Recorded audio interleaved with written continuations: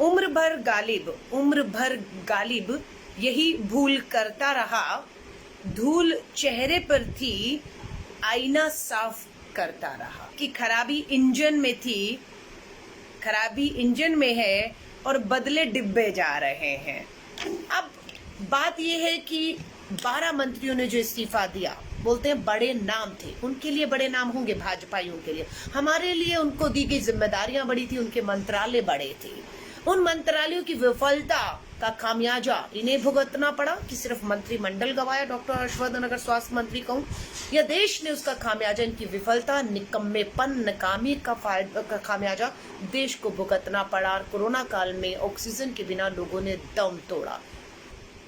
दिल्ली की कानून व्यवस्था कहें, देश के गृह मंत्री हैं, लेकिन उन्हीं के होते हुए हमने दिल्ली के अंदर दिल्ली को दंगों की आग में झोंकते हुए देखा है। दिल्ली में दंगों की आग में लोगों को मरते हुए देखा है। क्या गृह मंत्री चाहते तो दंगों को समय रहते रोक नहीं सकते थे, लोगों को मौत के मुंह में जाने से? तो ये उनकी सबसे बड़ी विफलता थी, जिसपे उनका मंत्रालय जाना चाहिए था, पर अमित शाह का मंत्रालय बच गया। और आज भी टीवी पर ऐसा जश्न मनाया जा रहा है कि पता नहीं हमने क्या हासिल कर दिया। हासिल उन 43 मंत्रियों को जरूर हुआ है। लाखों की तनख्वाहें हो जाएंगी, सरकारी बंगला अच्छा सा मिलेगा, सुख सुविधाएं उनको मिलेंगी, उनको सुरक्षा मिलेगी, देश का करोड़ों रुपया इन मंत्रियों पर खर्च किया जाएगा। उस समय पर जब केंद्र सरकार का 1 जुलाई से नोटिफिकेशन है कि नई नौकरियां अब नहीं निकाली जाएंगी, और जो नौकरियां निकाली गई थी, सरकारी नौकरियां, उसको अब नहीं जारी किया जाएगा। आप भी जानते हैं, हम भी जानते हैं कि देश संघ, आरएसएस और प्रधानमंत्री नरेंद्र मोदी और शाह चला रहे हैं। इसके अलावा सारी कठपुतलियां, किसी की औकात नहीं है एक शब्द बोल पाए।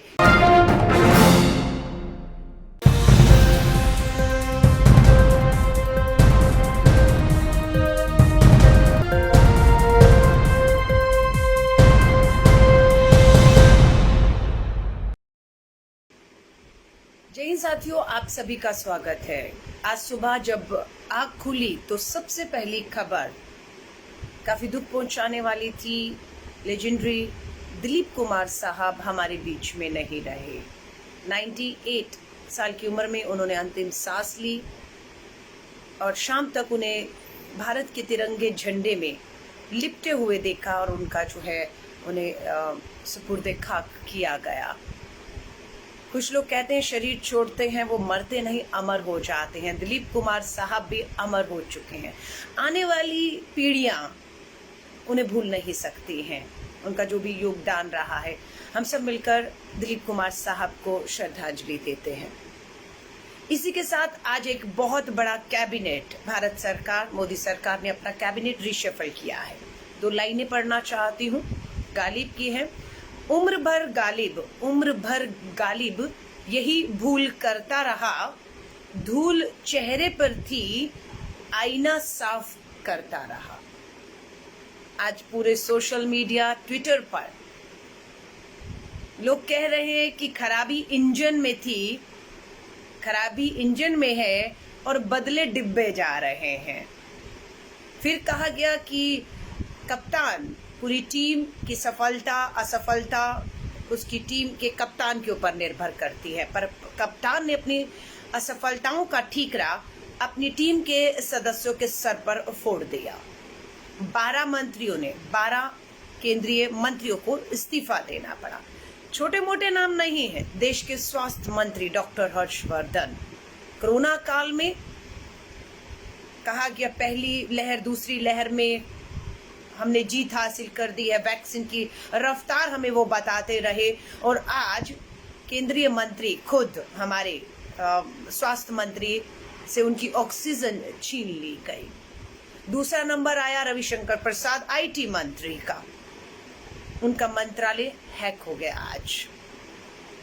जो पूरी तरह से एक ट्रोल मिनिस्टर का काम करते रहे, ट्विटर पे बैन की बात करते थे, खुद का मंत्रालय नहीं बचा पाए। श्रम मंत्री खुद आज बेरोजगार हो गए, उनका भी मंत्रालय उनसे छीन लिया गया। सबसे बड़ा बात, शिक्षा मंत्री, केंद्रीय मंत्री और राज्य मंत्री दोनों का नेशनल एजुकेशन पॉलिसी बहुत बड़ी शिक्षा के ऊपर नई नीति लेकर आए थे और बहुत ढिंडोरा उसका पीटा और उसका फल ये मिला कि दोनों शिक्षा मंत्री और केंद्रीय और राज्य शिक्षा मंत्री को अपना पद गंवाना पड़ा। इतनी खूबसूरत एजुकेशन पॉलिसी लाने का उन्हें इनाम मिला। पर्यावरण मंत्री प्रकाश जावड़ेकर जी, खुद उनका आसपास का वातावरण इतना प्रदूषित हो गया कि उनका मंत्रालय भी चला गया। 12 मंत्रियों ने इस्तीफा दिया। 43 मंत्रियों ने आज शपथ ली है। लोग पूछ रहे थे, अटकलें लग रही थी कि आप क्या उम्मीद करती हैं क्या रहेगा। लेकिन याद दिलाना चाहती हूँ, नारायण राणे महाराष्ट्र से आते हैं। 2019 में अमित शाह जी का ट्वीट किया हुआ उनका बयान, अमित शाह जी का नारायण राणे के लिए जो शब्द कहे थे वायरल हो रहे हैं। अमित शाह जी ने कहा नारायण भ्रष्ट आदमी है, 100 करोड़ से ऊपर उसकी जो है अवैध संपत्ति है, हम सत्ता में आते ही इस आदमी को जेल में डालेंगे। और आज 2021 में उन्हीं नारायण राणे ने अमित शाह जी के सामने मोदी मंत्रिमंडल की शपथ ले ली। दूसरा कांग्रेस से नाम ज्योतिरादित्य सिंधिया, इनाम मिलना स्वाभाविक था। एक मध्य प्रदेश की चुनी हुई लोकतांत्रिक सरकार को गिराने का काम उन्होंने किया और तोहफे में मध्य प्रदेश की सरकार दी, तो बदले में रिटर्न गिफ्ट तो ज्योतिरादित्य सिंधिया को मिलना था। आज उन्होंने भी कैबिनेट की शपथ ले ली। अब उसके बाद आता है चिराग पासवान। आज वो चिराग बड़ा छटपटा रहा था, समझना होगा वही चिराग जो सीना चीर कर कहते थे मैं हनुमान हूं और मेरे दिल में मोदी रूपी राम भगवान है। उस चिराग से पहले सब जानते हैं बिहार के चुनाव में नीतीश का घर जलाने का काम की कोशिश की गई और जब उस चिराग से नीतीश का घर जितना जलाना था जल गया, बचा कुछ आज आपके सामने है। उसके बाद उसी चिराग को बुझाने के लिए चाचा पारस पासवान का इस्तेमाल किया गया और चाचा ने पूरी तरह से किस तरीके से एलजेपी का फाड़ किया और आज उन्हें भी इनाम मिला। स्वाभाविक है, फूट डालो राज करो की नीति के तहत आज पारस पासवान ने भी जो है वो शपथ ली है। अब बात यह है कि 12 मंत्रियों ने जो इस्तीफा दिया, बोलते हैं बड़े नाम थे, उनके लिए बड़े नाम होंगे भाजपाइयों के लिए, हमारे लिए उनको दी गई जिम्मेदारियां बड़ी थी, उनके मंत्रालय बड़े थे। उन मंत्रालयों की विफलता का खामियाजा इन्हें भुगतना पड़ा कि सिर्फ मंत्रिमंडल गवाया, डॉक्टर हर्षवर्धन अगर स्वास्थ्य मंत्री कहूं, या देश ने उसका खामियाजा, इनकी विफलता निकम्मेपन नाकामी का खामियाजा देश को भुगतना पड़ा। और कोरोना काल में ऑक्सीजन के बिना लोगों ने दम तोड़ा, बेरोजगारी चरम पर थी, आज खुद श्रम मंत्री बेरोजगार हो गए। हमसे पूछते थे किसको जाना चाहिए, तो मुझे तो लगता था देश के गृह मंत्री अमित शाह जी की छुट्टी होनी चाहिए। दिल्ली की कानून व्यवस्था कहें, देश के गृह मंत्री हैं, लेकिन उन्हीं के होते हुए हमने दिल्ली के अंदर दिल्ली को दंगों की आग में झोंकते हुए देखा है, दिल्ली में दंगों की आग में लोगों को मरते हुए देखा है। क्या गृह मंत्री चाहते तो दंगों को समय रहते रोक नहीं सकते थे, लोगों को मौत के मुंह में जाने से? तो ये उनकी सबसे बड़ी विफलता थी जिसपे उनका मंत्रालय जाना चाहिए था, पर अमित शाह का मंत्रालय बच गया। वित्त मंत्री का मंत्रालय देश की अर्थव्यवस्था का भट्ठा बैठा दिया। पूरी अर्थव्यवस्था, हमारी विकास दर आपके सामने है, बेरोजगारी और किस तरीके से महंगाई चरम पर है। लग रहा था उनका मंत्रिमंडल जाएगा, वो भी बचा ले गई। देश के रक्षा मंत्री, जब पता लगा लद्दाख से लेकर हमारी सरहदों में चीन ने हमें चुनौती देते हुए हमारी जमीन पर कब्जा किया हुआ है, तो रक्षा मंत्री की छुट्टी होगी, वो भी बचा लिए गए। देश के विदेश मंत्री, हमारी कितने देशों के साथ, कैसे पड़ोसी देशों के साथ खास तौर से कहूंगी कितने अच्छे संबंध थे, उसका खामियाजा भी उनको भुगतना चाहिए था, पर वो भी बचा लिए गए। देश के रक्षा मंत्री, विदेश मंत्री, वित्त मंत्री, गृह मंत्री बचा लिए गए और उनके जो कैबिनेट में थे राज्य मंत्री, उन सबको कैबिनेट की शपथ दिलाकर प्रमोट किया गया। तो मोदी जी अगर ये मानते हैं कि इन्होंने अच्छा काम किया इसलिए इनके राज्य मंत्रियों को कैबिनेट मंत्री की शपथ दिलाई, तो मोदी जी ये भी मान गए कि 12 मंत्री, स्वास्थ्य मंत्री, पर्यावरण मंत्री, आपके आईटी मंत्री, श्रम मंत्री, इन्होंने इतना काम किया कि देश को ऐसी खाई में खोद गए कि जहां से वापस आना आपके और हम के लिए बहुत कठिन है। मोदी सरकार के 7 साल बीत गए लगभग, अब मात्र 3 साल बचे हैं। पिछले वालों ने क्या तीर मार लिया, आपके और हमारे सामने 7 साल में पिछले वालों ने 12 ने जिन्होंने इस्तीफा दिया, कितना तीर मार लिया आपके और मेरे सामने। अब ये जो नए आए हैं उसमें से बहुत से ऐसे जो 19 में पहली बार सांसद बने हैं, पहली बार सांसद बने हैं, नए नए आए हैं और उन्होंने कैबिनेट किया, राज्य मंत्री की शपथ ली है। वो कितना बड़ा तीर मारेंगे समय बताएगा। हमारी तो शुभकामनाएं हैं उन्हें कि ट्रोल मंत्री बनकर काम करेंगे, विपक्ष की आवाज को दबाने का काम करेंगे, अपने नेताओं को खुश करने का काम करेंगे। तो 12 मंत्रियों के इस्तीफे आपके सामने हैं। सारी एंटी इनकम्बेंसी, देश में जो रोष था, गुस्सा था, उसका ठीक रहा। देश के प्रधान ने, कप्तान ने अपनी टीम के 12 मंत्रियों के सर पर फोड़ दिया और उन्हें घर बिठा दिया। रविशंकर प्रसाद ट्विटर से लड़ते रहे, डॉक्टर हर्षवर्धन ट्रोल मंत्री बनकर डॉक्टर मनमोहन सिंह जी के पत्र का अनादर करते रहे और उससे जो भी माहौल बना मोदी जी को समझ आ गया। स्मृति ईरानी मोदी जी के बिल्कुल बगल में बैठी हुई दिखी। सब पूछ रहे थे इनका योगदान क्या रहा, ये नहीं मालूम है। वो क्यों बनी रह गई, नहीं मालूम है। महिलाओं के प्रति जो बलात्कार और शोषण, अत्याचार, उन्हें कभी भी उनके घर जाते हुए, न्याय दिलाते हुए, उनके लिए संघर्ष करते हुए हमने किसी ने नहीं देखा। पर वही स्मृति ईरानी बच गई और मोदी जी की बिल्कुल बगल में बैठी हुई थी। अब उत्तर प्रदेश के चुनाव के मद्देनजर बताया जाता है कि लगभग 28 ओबीसी बैकग्राउंड के लोगों को बनाया गया है। अब मैं आपको एक बात साफ कह रही हूँ, अगर ये मंत्रिमंडल का जो रिशफल है, बदलाव है, वो अगर 5 राज्य और 7 राज्य मैं कहूँ, जिसमें उत्तर प्रदेश, उत्तराखंड, गोवा, मणिपुर, गुजरात, हिमाचल आता है, अगर मद्देनजर सिर्फ जातीय समीकरण को देखकर ये रिशफलमेंट हुआ है, तो देश को, आपको और हमें इससे कोई उम्मीद नहीं रखनी चाहिए कि सिर्फ आपने चुनाव के मद्देनजर जातियों को खुश करने के लिए, लोगों को खुश करने के लिए 28 ओबीसी को दे दिया और वो ओबीसी मंत्री अब ओबीसी के जो अधिकार है, एससी एसटी दलितों के कितने हक और अधिकारियों को लिए लड़कर मोदी सरकार से उनका हक अधिकार उन्हें दिलाते हैं, ये देखना होगा। लेकिन आपको भी पता है, हमें भी पता है कि मोदी जी के सामने किसी की बोलने की औकात नहीं है। ये अटल बिहारी वाजपेयी जी का समय नहीं है जब सुषमा स्वराज जैसी कद्दावर नेता बिल्कुल हक से लड़ती थी, बात करती थी, सही और गलत बताने वाले अडवाणी जी, जोशी जी वह उस मंत्रिमंडल में हुआ करते थे। यशवंत सिन्हा, जसवंत सिन्हा, ये सब मंत्रिमंडल में होते थे। लेकिन आज आपको और हमें मालूम है किसी की औकात नहीं है एक शब्द देश के प्रधानमंत्री के सामने कुछ भी बोल पाए।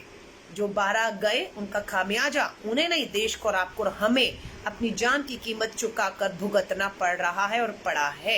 जो आए हैं वो कितना बड़ा तीर मारेंगे वो आने वाला समय बताएगा, उस पर बात नहीं कर सकते हैं। और जिनको राज्य से कैबिनेट मंत्री बनाया गया है उनसे उम्मीद करते हैं शुभकामनाएं। मात्र 3 साल बचे हैं आपके पास साबित करने के लिए। सिंधिया शपथ ले रहे तो नीचे चल रहा था कि कांग्रेस से आए गद्दार सिंधिया राज्यसभा बनाए गए अभी कुछ दिन पहले और कैबिनेट मंत्री की शपथ दी। वहीं वरुण गांधी जैसे चुनाव लड़कर जीत कर राज्य लोकसभा में 2 बार पहुंचे हुए वरुण गांधी को उसी उत्तर प्रदेश जहाँ चुनाव है वहां पर कैबिनेट से या मंत्री से वंचित रख दिया गया। तो ये बहुत सी अटकलें हैं, मैं आपको बता रही हूँ जो चीजें हमारे सामने आई हैं। कितनी आप इनसे उम्मीद कर सकते हैं, क्या है, ये आपके ऊपर छोड़कर जा रही हूँ। बट ये है, शुभकामनाएं देते हैं। जो नया मंत्रिमंडल आया है सबको मालूम है कठपुतलियां हैं, डोर किसी एक के हाथ में है। यूपीए के समय आरोप लगते थे कि मनमोहन सिंह जी का रिमोट कंट्रोल 10 जनपद के पास है। सच्चाई आज सब जानते हैं, उस समय बोलने का अधिकार था। मनमोहन सिंह जी के कैबिनेट के लोग, सोनिया जी और सोनिया जी के जो संगठन के लोग हैं, सरकार पर नजर रखकर हम लोग एक बैलेंस बनाकर रखते थे और आवाज उठती थी। अगर कहीं कुछ किसी को लगता था कि नीति के खिलाफ है या वायदा खिलाफी है या दबाव में, क्योंकि उस समय यूपीए था, कांग्रेस अपने पूर्ण बहुमत के दम पर सरकार में नहीं थी यूपीए में। लेकिन ये सरकार भाजपा के अपने खुद के पूर्ण बहुमत के दम पर है। सहयोगी इनके शिवसेना छोड़ के गई, अकाली छोड़ कर गए, इनको लोग छोड़ कर गए, फिर भी ये सरकार बनी रही क्योंकि भाजपा अपने दम पर और एक नेता और संघ आरएसएस इसे चला रहा है। मोदी जी की चॉइस कितनी अच्छी है, ड्रीम टीम, इसे कहा जा रहा था ड्रीम टीम। तो तब भी कहा जा रहा था जब पहला कैबिनेट आया था 19 में, 12 मंत्रियों की मात्र 2 साल में छुट्टी कर दी गई। ड्रीम टीम थी, मोदी जी की चुनी हुई थी, विफल हुए और देश को भी विफल करके गए। सबसे बड़ी चिंता ये, मोदी जी ने ही तो अपने उत्तराखंड के तीरथ सिंह रावत को 3 महीने में 3 मुख्यमंत्री इन्हीं तो बनाए थे, अमित शाह और मोदी जी ने मिलकर। क्या हुआ, मुंह के बल आकर गिरे और फिर बदलना पड़ा। अब 3 साल में यही मोदी जी की टीम है, किसी को नहीं पता था कौन बनेगा कौन हटेगा। बेचारे रविशंकर प्रसाद, प्रकाश जावड़ेकर, आपके स्वास्थ्य मंत्री जो हैं हर्षवर्धन, ट्वीट पे ट्वीट कर रहे थे, ये नहीं पता था उनसे इस्तीफा मांग लिया जाएगा।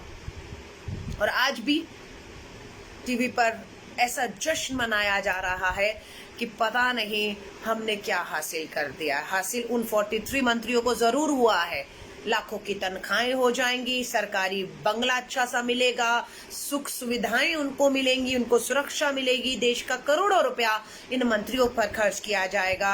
उस समय पर जब केंद्र सरकार का 1 जुलाई से नोटिफिकेशन है कि नई नौकरियां अब नहीं निकाली जाएंगी और जो नौकरियां निकाली गई थी सरकारी नौकरियां, उसको अब नहीं जारी किया जाएगा। बेरोजगारी, अर्थव्यवस्था, महंगाई, पेट्रोल, डीजल, मकसद है कि क्या ये नया कैबिनेट इस देश को उससे बाहर निकाल पाएगा? नहीं तो जश्न, तो जिनको मिल रही है मिलाइयां, वो बिल्कुल उनके घर पे आज जश्न होंगे, फूल माला हार मिठाई ढोल बज रहे होंगे। लेकिन हकीकत ये है कि राजधानी दिल्ली के अंदर कहूँ, देश के अंदर पेट्रोल, डीजल, बेरोजगारी, महंगाई, महिलाओं के साथ लगातार हो रहे अपराधों में लगातार निरंतर बढ़ोतरी हो रही है। लेकिन किसी तरह से भी मुद्दों से ध्यान भटकाने के लिए इस तरह के जाति के ऊपर, धर्म के ऊपर जिस तरह से भी तमाशे वो शुरू हो चुके हैं, तो आप सबको कहूंगी सावधान रहिए। मोदी मंत्रिमंडल के लिए, भाजपा के लिए खुश जश्न का मौका होगा और कई मंत्रियों के घर, 12 मंत्रियों के घर मातम भी है। लेकिन आपको और हमें इससे कोई फर्क नहीं पड़ता कौन आ रहा है कौन जा रहा है। आप भी जानते हैं, हम भी जानते हैं कि देश संघ, आरएसएस और प्रधानमंत्री नरेंद्र मोदी और शाह चला रहे हैं। इसके अलावा सारी कठपुतलियां, किसी की औकात नहीं है एक शब्द बोल पाए, इनके तक तो फाइलें भी नहीं पहुंचते हैं। इवन कि बताया जाता है प्रधानमंत्री जी तो सेक्रेटरी छोड़िए, ज्वाइंट सेक्रेटरी लेवल पर जो है सारी जानकारियां, फाइलें अपने पीएमओ में मंगाते हैं। उन्हें तो सिर्फ एक होता है कि आपके पास फाइल पहुंच गई है, साइन कर दो, कैबिनेट की मीटिंग है, ये फैसला होगा, हाँ क्या क्या निकल आइए, 5 मिनट में मीटिंगें खत्म हो जाती हैं। अब बात ये कि कौन से देश चलाएगा, कौन सरकार चलाएगा, हमें रिजल्ट से है। आज भी कांग्रेस ने फेसबुक आपने लाइव देखा, जो कहते हैं कांग्रेस खत्म हो चुकी है, कांग्रेस मुक्त भारत हो चुका है, कांग्रेस विपक्ष की आवाज नहीं है, क्योंकि किसी अखबार, किसी मीडिया, किसी टीवी ने नहीं दिखाया विपक्ष की आवाज को दबाकर आज पूरा जश्न कैबिनेट।